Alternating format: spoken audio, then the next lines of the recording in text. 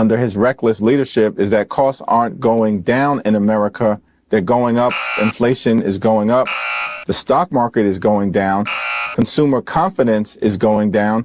And the retirement security of the American people is going down. This is not Liberation Day in America. It's Recession Day, because Donald Trump's reckless policies are driving us toward a painful recession. So let's talk about the economy today, because this is an issue that I was saying since the end of last year. I always thought 2025 was going to be a recovery period for the economy. A primary reason why you never saw me hop on the panicking bandwagon of the Trump economy sucks, he's politically dead, look at the approval rating, is because I always understood, folks, that it was going to take time to climb out of the Biden COVID disaster. As much as people don't like to hear it, this is not something that can be done overnight. These are processes that take time. What I'm watching is, are they actually happening, right? Are we seeing the signs that going into 26 and beyond, the economy is on a positive trajectory to eventually reach boom status? And the answer there, the last couple months, especially at the end of the year, has absolutely been yes, and that is further confirmed by a recent Q3 GDP report we just got for the U.S. economy. So this is now in the second half of the year that is showing those exact signs, because, folks, not only did Q3 GDP smash expert expectations by an entire percentage point, not only is the number in itself a very solid number, but further, I'd even like to note this, it is also destroying the GDP growth of other Western nations that have taken what we'll call an opposite economic approach to Trump, whether that's on the classical conservative issues of deregulation and tax cuts, or the tariffs, or the Trump immigration approach, which I would further point out is very closely connected to economics. And so, if you are under any false perceptions that maybe the Trump philosophy is actually bad for the economy because I was told by so-and-so professor that this is the case, or perhaps even that, well, isn't everybody recovering the same from COVID? No, that is not the case. No, the U.S. is doing it exceptionally well for reasons that are all directly tied to Trump policies, so that is a pretty strong vindication of exactly what we are talking about. But that said, we'll get into all of these details here today, and it is truly important to talk about. And again, kind of break down, hey, Trump is not in the political kind of swamp right now, like down in the dumps that you think he is, okay? This is actually a very normal historical trend for year one of presidents who inherit an economic mess, and it's going to take them basically the course of their 4-year term to get things right back on track. And that's what we're seeing. It's actually extremely normal. There's no reason to panic. And there's, again, proof that things are doing pretty well and headed in a positive direction. And we'll explain exactly why. So let's get into it, guys. First, though, do us a favor. If you enjoy our content, make sure you hit that like button down below. Subscribe to the channel if you are new. We greatly appreciate the support.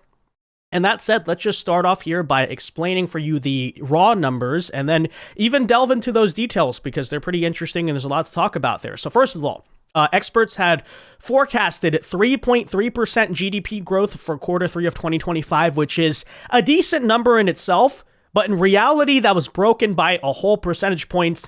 Real GDP growth, or the reality, I should say, at least of GDP growth, was 4.3%. That is a fantastic number. Anytime you're above 4% GDP, that's what you like to see. Furthermore, even as it pertains to inflation, the big issue that, of course, has been at the center point of many different political debates, experts had expected 3.1% inflation. In reality, they only got 2.7%. And here are some of those details as to why and what's happening and why that's the case. You're sitting there with Steve. What do you think of what you just heard? I think this is a very, very impressive GDP report. As Steve correctly pointed out, 8% essentially nominal GDP growth. Consumer spending really beat expectations. This is pretty unusual. I mean, we had the monthly data for July, August, and September. So the only thing left was revisions, and the revisions were huge. Otherwise, you can just take the July, August, September number and get 2.7% consumer spending growth. So the fact that we went to 3.5 on consumer spending suggests that the revisions were quite aggressive. And the other components were also probably pretty good to get to 4.3%. I mean, we wrote in our year ahead piece that the economy rarely grows below 2% when we're not in a recession, and yet the Fed keeps saying that 1.8 is the trend growth rate, but looks like we'll get another 2 handle this year. There's another conclusion we need to make to this, Aditya? I want to get your thoughts on this. Getting back, Joe, to the very interesting report I did at 7 a.m. Yes. I'm joking because Joe was suggesting it may not No, be I just, interesting. you said it was going to be interesting. I said, you're kidding. This number, 4.3% GDP growth, in what has been tallied as the worst quarter for employment growth since 2019, suggests productivity growth is off the charts. Off the charts productivity growth. Yep. Yeah, so what they were essentially talking about at the tail end of that clip was the fact that when you dig into this GDP report, you discover that the primary driver of the big GDP number this quarter was due to an increase in productivity, not so much an increase in hiring. In other words, the average American worker was way more efficient over quarter three. And as a result of that, the GDP goes up. But it's worth noting as well that increased productivity has a downward effect on inflation, right? It's deflationary because, in other words, if the workers are more efficient, if they can have more output, then the overall cost of producing a good or even producing a service goes down. As a result, consumers get cheaper prices. And so you want to talk about prices, right? That is a major reason why at the same time where GDP, due to productivity, beats what the experts were thinking, you also get inflation lower than what the experts were thinking as well. And that's certainly something important to point out as it pertains to the whole inflation and affordability issue, right? And we'll address kind of the productivity angle later on in a second. But what I would further like to note, right, is not just the signs that, hey, the GDP is going up, because I think to most people, they ask themselves, what does that mean? The stock market, okay, what is that all about? But actually, the more tangible ways in which the Trump economy is showing signs that it's starting to work and be reoriented for the benefit of Americans. For example, I look at statistics like the changes in foreign-born versus native-born hiring. If you don't know, basically 90%, if not more, of the new jobs created in the Biden economy went almost exclusively to foreigners. Well, for obvious reasons under this administration that you can see, those trends have reversed themselves. But also very important to note is the way in which under the Trump economy, not only are we getting positive GDP growth and all this kind of fancy numbers on the chart, but this is very important to point out as well, wage growth is now starting to outpace inflation. Take a listen. Let's start with that GDP report. It's a great report. What made this happen, Kevin? Sure. Well, it's a fantastic report, 4.3%. It's just about as good as GDP numbers get.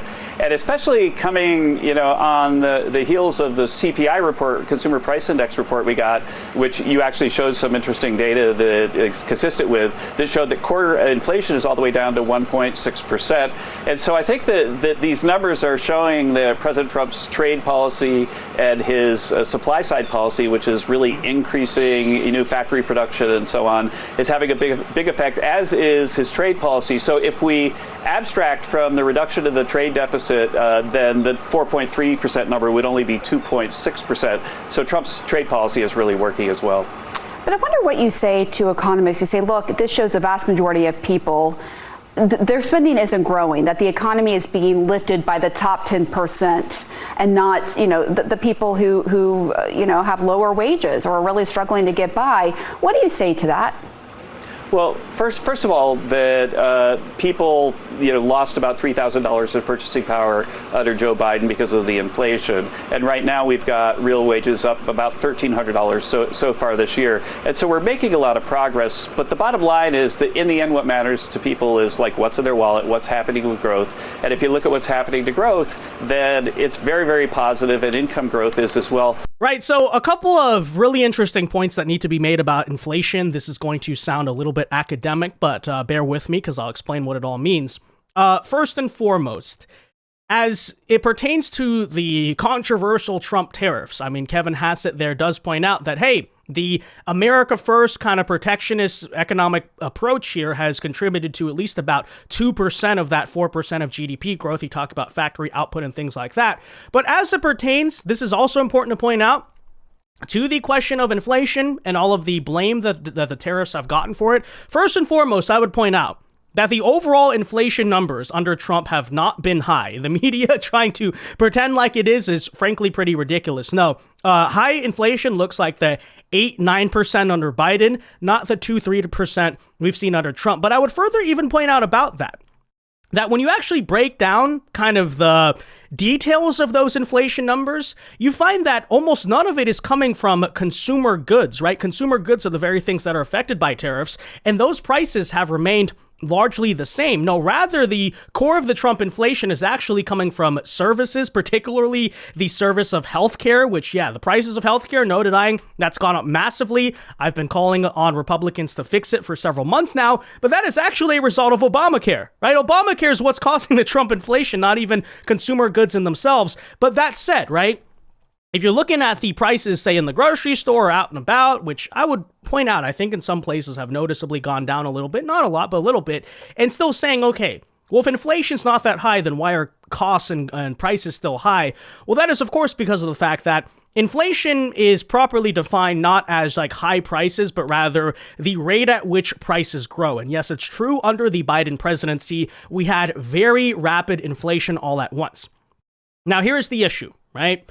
You are never going to see necessarily prices go down to 2019 levels, and that actually would not be a good thing, because in a healthy economy, you want to have a slow but steady rate of inflation, right? You don't want deflation or stagflation, which causes a bunch of problems for the economy. No, what's important over time is not necessarily the cost, right, of a good, but your own purchasing power, which is to say what? And this is arguably the most important stat. I see that, hey, things under the Trump economy are trending in the right direction. The rate of wage growth is outpacing the rate of inflation. Real wages, as they call them, have increased by about $1,300 this year. So in other words, right, the rate at which Americans are getting paid is starting to catch up to inflation. Now, here's the thing about that, right? And part of the reason why, as obnoxious as it might sound, or you accuse me of being elitist or whatever, I've called for patience on this economic issue. That's something that takes time, not only to happen, but further for people to truly notice, right? When the prices of gas or the prices of the grocery store go up 8-9% overnight, you notice that immediately. What it kind of takes a lot longer, is a lot slower to pick up on, is, hey, over time, sure, the prices are not like dropping in half, but I'm able to buy more with my money because I'm slowly starting to get paid a little more. It's called purchasing power, right? That's very important. The thing I'm noticing, right, and the kind of affordability aspect of what's going on here is, yes, that is working very well under Trump. And that's, again, guys, so important. And by the way, you want to talk about some of the reasons why wages are up? I mean, productivity certainly has something to do with it. Could it also have something to do with the fact that, I don't know, we've deported through one means or another about 2.5 million people thus far from the country? Could have to do with the fact that new jobs are going to American citizens and not to cheap scabs imported from other countries, among other things. I mean, just something to consider there. But yeah, very important. So what are we trying to say amidst all of that, right? Good signs on the inflation question in terms of your own affordability, your own purchasing power. Okay, let's point that out. Last thing I'd like to note here, though, is actually the comparison that this new U.S. economy report has for as compared to other countries, right? Because when you break that down, the U.S., as you know, had 4.3% GDP, but let's look at the other Western countries. So Canada, only 2.6%, the UK, pathetic, dismal, only 0.4%, and Germany had 0% GDP growth. These are obviously some of our major kind of rival economies in the Western world. And what does that, to me, show proof of? It's actually that the Trump economic approach is working. And let's break down basically what that is, right? What is Trumponomics? I think it really works in three different phases here. First and foremost, you have Big Beautiful Bill. And that's already having something of an impact, but next year is when a lot of the laws it creates basically will really go into effect, okay? But what is that full of? The landmark piece of Trump legislation is a lot of what you might call classical conservative economics, right?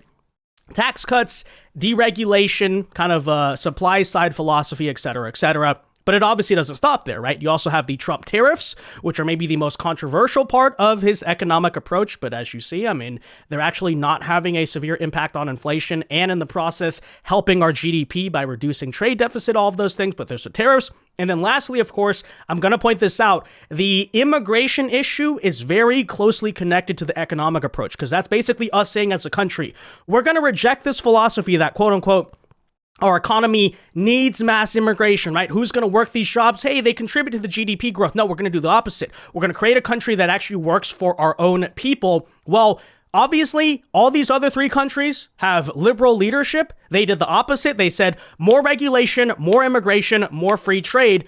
Look at who is winning. That's a pretty interesting red pill, as my generation might like to call it there, that, hey, this idea that the globalists sold you of this is how you need to run an economy and our economy could not survive without all these things.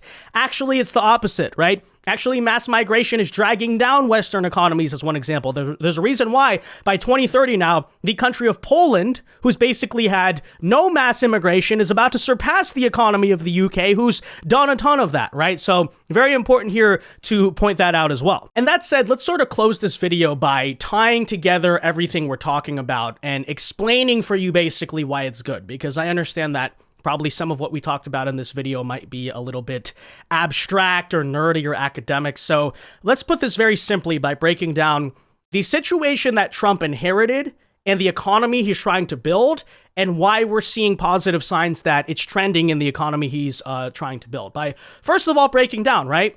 Why did Trump inherit such a mess, right? Why was the Biden economy so bad specifically? Because, of course, you might remember from those years, they would always break down the economic numbers on paper and say, hey, look, actually growth is really good. Look at this. But in reality, everyone's like, okay, but the inflation is so bad. Why do we not really feel the so-called prosperity you're talking about? Well, that is, of course, because largely speaking, the Biden economic growth was essentially fake, right? It was not an organic thing where, hey, the private sector is growing or America's innovating, whatever. No. Rather, the government basically printed a bunch of money, threw it into the economy all at once to make it seem like things were booming, but in reality, that's exactly why you saw such rapid inflation that American wage growth could not keep up with, because after all, the prosperity was essentially fake. In many ways, it was a ploy to try to win the 2024 election that obviously failed.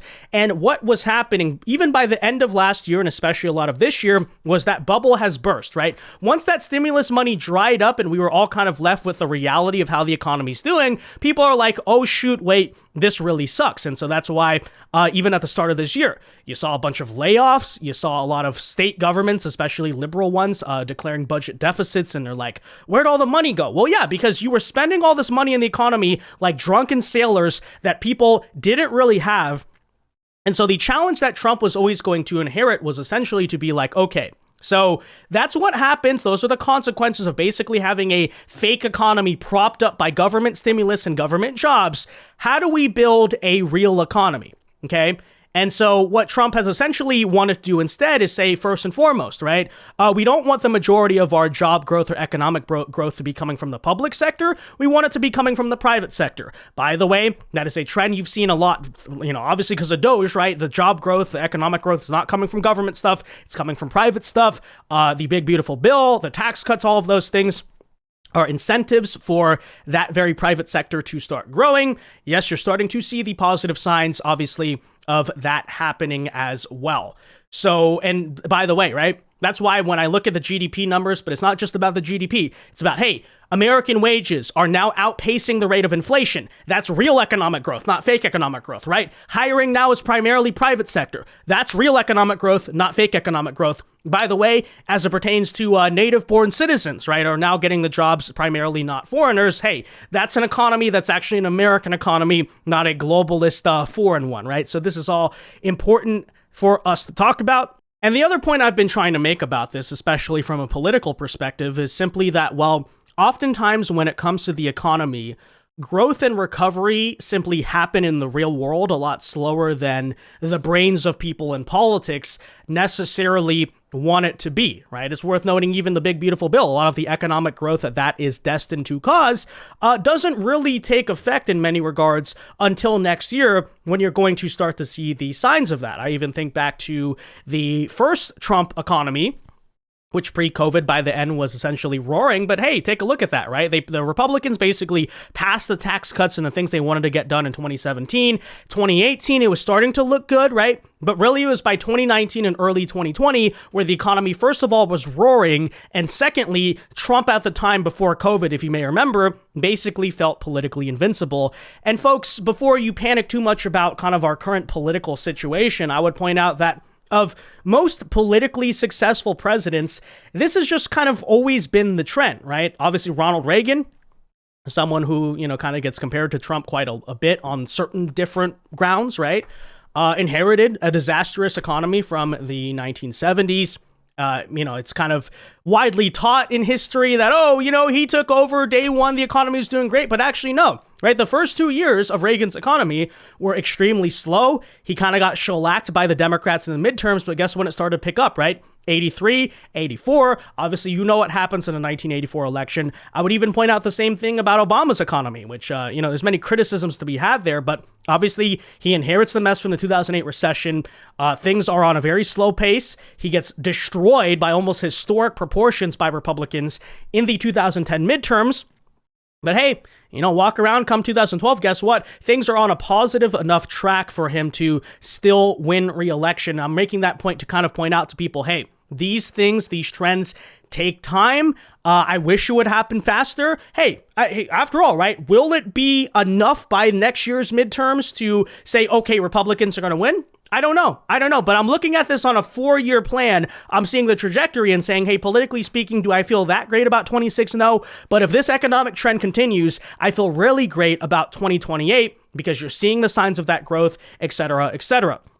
The last point I'll make about this, and the one concern I might have sincerely, is that, when you break down, for instance, the reason why economic productivity is so high, but hiring is not, this is largely tied to the AI issue, right? And I will say this is kind of my concern about maybe the second Trump economy is, look, the growth is great. It's going to bring down prices. AI certainly is helping our productivity.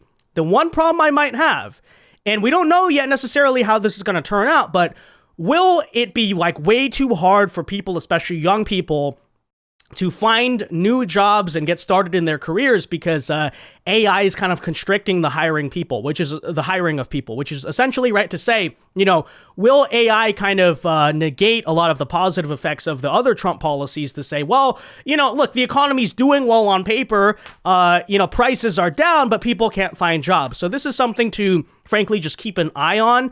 To me, AI is honestly a very complicated issue because on one hand, you want to embrace new innovation, and certainly, right, it's kind of a war between the US and China on this. America as a country has basically bet its superpower status in the 21st century on being ahead of the AI race, and certainly there's a lot of positive impacts that could have, but there's negative ones as well, right? Even if we don't get the Terminator situation, well, what about jobs? What about all the jobs it's going to destroy? So, the Republicans through Big Beautiful Bill have taken this very laissez-faire approach where they don't want to regulate AI. There are pros to that. Could there be cons? I'm not exactly sure. So that definitely is a big concern of mine. The good thing I see from the Trump approach is that, well, if AI is kind of constricting job growth, they're also doing things like, hey, the immigration policy is prioritizing native-born and citizen Americans. They're trying to make it harder to hire foreigners. So that way, obviously, right? If there's kind of a constricting of new jobs being created because of AI, make sure they go to Americans, right? The jobs that do exist. We don't want to have this kind of social crisis because of that. And then secondly, of course, you have the tariffs, right? A lot of the factories, even the high-tech manufacturing type of things that are coming to America, hey, that's job growth that can potentially offset the AI problem. So, just something to keep an eye on. But that said, let me know your thoughts on all of this in the comment section down below. Be sure to leave a like on this video, subscribe to the channel if you are new. And until next time, God bless and peace.